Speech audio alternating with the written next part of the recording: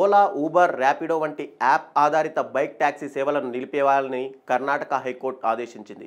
రాబోయే 6 వారాల్లో ride hailing ప్లాట్ఫామ్లు తమ కార్యకలాపాలను నిలిపివేయాలని వెల్లడిస్తూ బైక్ ట్యాక్సీ సేవలను 1988 మోటార్ వెహికల్స్ యాక్ట్ కిందకు చేర్చడానికి రాష్ట్ర ప్రభుత్వానికి 3 నెలల సమయం ఇచ్చింది.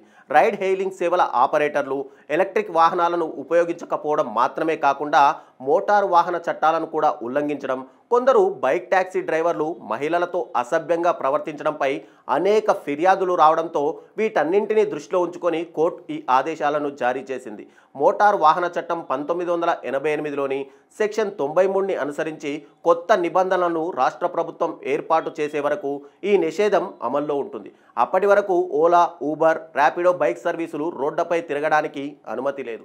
వైట్ నెంబర్ ప్లేట్ కలిగిన 2 వీలర్స్ కమర్షియల్ వినియోగానికి అనుమతి లేకపోవడంతో బైక్ ట్యాక్సీలు చట్టవిరుద్ధం. అయితే దీనికి సరైన చట్టబద్ధత అవసరమని కోర్టు స్పష్టం చేసింది. ద్విచక్ర వాహనాలను రవాణా వాహనాలుగా గుర్తించడానికి కావాల్సిన అనుమతులను ఇచ్చేలా తాము రవాణా శాఖను ఆదేశించలేమని, దీనికి సరైన చట్టం అవసరమని జస్టిస్ బిఎం శ్యామ్ ప్రసాద్ వెల్లడించారు. ఇక ఓలా, ఊబర్, ర్యాపిడో సేవలు నిలిపివేయడంతో నగరవాసులు చాలా ఇబ్బందులు పడే అవకాశం ఉంది.